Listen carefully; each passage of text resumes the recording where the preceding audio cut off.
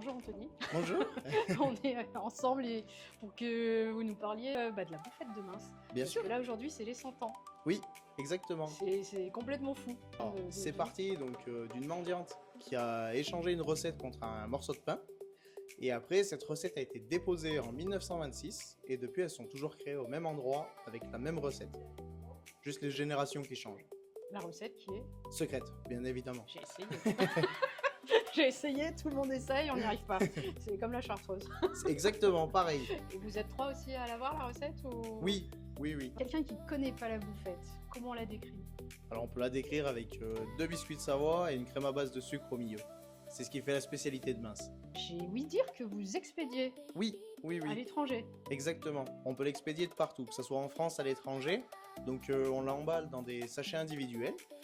Comme ça, elle est privée d'air et vous avez 15 jours de conservation. Voilà, on peut les commander via le site internet et on les expédie tous les mardis. Et surtout, ne pas les mettre au frigo. Surtout ne pas les mettre au frigo, sinon ça va les faire sécher et après, niveau goût, c'est pas top. Et au fil des années, est-ce que la recette a évolué? Non, la recette est vraiment comme à l'origine. Elle a vraiment pas été touchée, vu qu'elle est déposée, on n'a pas le droit et on compte pas la toucher non plus. Alors on parlait d'export, Alors on peut expédier un peu partout en France. Donc, il y a des pays comme ça un peu complètement fous auxquels oui, on pense pas. on a expédié au Canada, en Chine aussi, Alaska. On a fait un peu des pays loin et elles mettent à peu près une semaine pour arriver. C'est assez court quand même.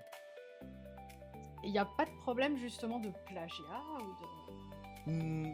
Ça nous est arrivé, mais bon, quand même, la bouffette de mince, les clients qui connaissent savent où elle est fabriquée et on n'a pas trop de soucis avec ça. Comment on fait vivre le nom et comment on développe cette notoriété au fil des années? Est-ce que vous travaillez ça ou c'est le bouche-oreille? Alors, c'est principalement du bouche à oreille.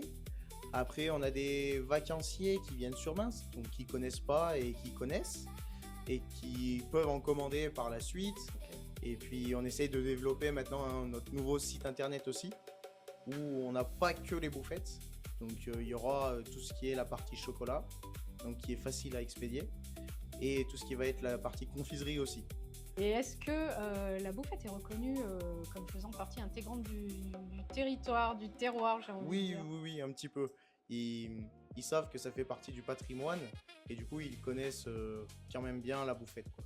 Et alors, si vous deviez convaincre quelqu'un qui n'a jamais goûté une bouffette, comment on lui vend une bouffette? Comment on lui vend le produit? Alors, on pourrait lui dire que c'est une spécialité qu'il n'aura jamais goûté ailleurs déjà, et c'est un produit un petit peu atypique.